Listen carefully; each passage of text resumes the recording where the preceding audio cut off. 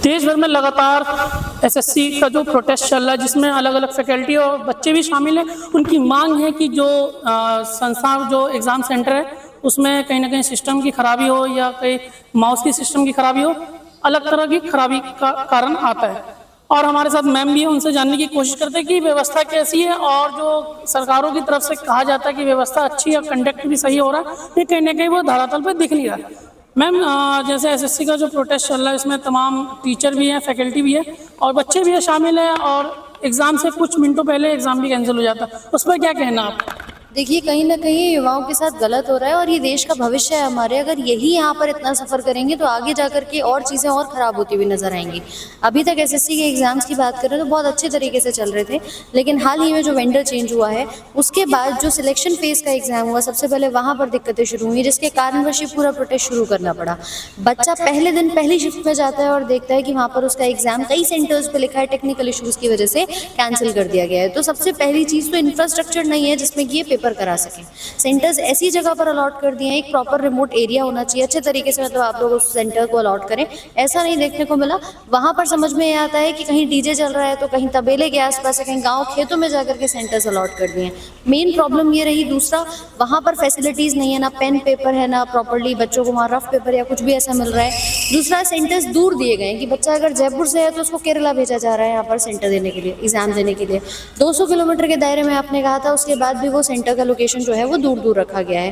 मतलब ऐसी छोटी मोटी चीज़ें अगर आप मैनेज नहीं कर पा रहे हैं, जहाँ पर आपको लग रहा है कि एक बहुत छोटा एग्जाम है, एग्जाम चाहे छोटा हो, चाहे उसमें 5 लाख बच्चा बैठे या 25 लाख बैठे, वहाँ युवा पेपर देने जा रहा है, उसका मानसिक स्तर, उसका पैसा आने जाने में खर्च होना, इन सब चीज़ों देखा जाए तो ये हर एक मुद्दा है जो बच्चों को यहाँ पर अफेक्ट करता है।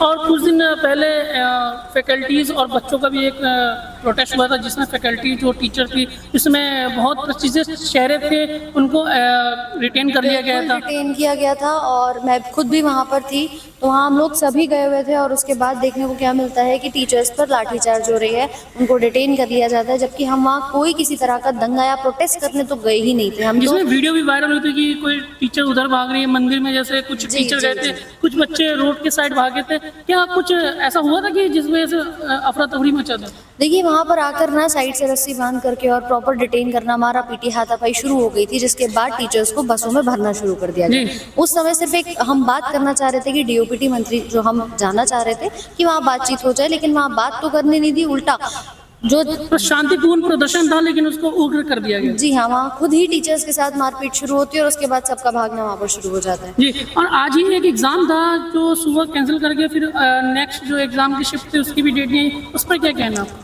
अब आप खुद ही सोचिए, अभी हाल ही में डीओपीटी मंत्री जी से बात हुई है, कल ही ये मुद्दा यहाँ पर सामने आया और उन्होंने कहा कि हम आने वाले 7 से 8 दिनों में चीज़ों को और बेहतर करने का प्रयास करेंगे। अब हुआ आज से जो एग्ज़ाम शुरू है, उस एग्ज़ाम के अंदर भी बच्चों को दिक्कत है और आज तो इतनी बड़ी दिक्कत देखने को मिली है जहाँ पर पेपर के अंदर मैथ्स नाम का सब्जेक्ट आता ही नहीं है, उसके सवाल देखने को मिल रहे हैं। वहाँ पर बच्चा जाता है, वही पेन पेपर की समस्याएं आ रही हैं, स्क्रीन बार बार ऑफ हो रही है। तो ये बेसिक चीज़ें आपने कहा सुधार कर लेंगे, ठीक है, लेकिन अब जो डिस्क्रिपेंसीज हो रही हैं, अब जो दिक्कतें आ रही हैं, इन बच्चों का री एग्ज़ाम होगा या नहीं, इस बात पर भी कोई यहाँ पर जवाबदेही अभी नहीं है। और तो अभी आप किन किन के पास गए हैं? जैसे सांसदों के पास अपना ज्ञापन सौंपा हो, इसको लेकर रिलेटेड कि छात्रों का मुद्दा उठाया जाए जो ऐसी परेशानी? जी बिल्कुल, अभी यही किया जा रहा है कि शांतिपूर्ण हम यहाँ पर किसी भी माध्यम से, यहाँ सांसद से मिलना हो या और किसी माध्यम से, अगर टीचर्स जो कर सकते हैं उतना कर रहे हैं प्रयास। बच्चों को इतना कहा जा रहा है आप अभी सिर्फ अपनी पढ़ाई पर ध्यान दीजिए, क्योंकि आने वाले समय में आपके एग्जाम से हो सकता है ये डिले ना करें, और नहीं होंगे तो बच्चा तो प्रभावित होगा इन सब बातों से। तो इसीलिए टीचर्स अपनी तरफ से शांतिपूर्ण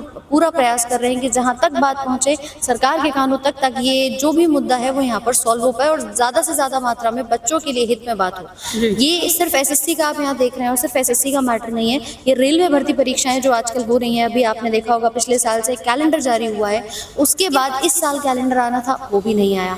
अभी एनटीपीसी में एग्जाम हुआ, रेलवे का जो एनटीपीसी का एग्जाम होता है जिसके माध्यम से बच्चे स्टेशन मास्टर तक लगते हैं, उसके क्वेश्चंस आउट ऑफ सिलेबस आए हैं, एग्जाम के सेंटर्स दूर हैं, भर्तियां 1.5 लाख बोला जाता है खाली है, लेकिन 32,000 पद सामने आते हैं डी ग्रुप के। ना एज में कोई छूट है, ना आयु में छूट, जो रिलैक्सेशन मिलनी चाहिए बच्चों को। मतलब इतने सारे पॉइंट्स हैं जो शायद कहीं ना कहीं दब रहे हैं। सिर्फ रिफॉर्म्स हमें एसएससी में नहीं चाहिए, चाहिए, हमें रेलवे में भी चाहिए, हमें टीचिंग की जो शिक्षा की जो भर्ती प्रक्रिया होती है उसमें भी यहाँ पर चाहिए, और अभी तक कोई सुनवाई उन पर नहीं है। मैं एक लास्ट सवाल पूछूंगा, अब आगे चल के अगला कदम क्या होने वाला आप लोगों का? जैसे सरकार कुछ व्यवस्था नहीं करती उसका क्या? देखिए, प्रयास तो अभी भी हमारा यही है कि सरकार जो है वो किसी न किसी तरह से बच्चों के हित में यहाँ पर काम करे।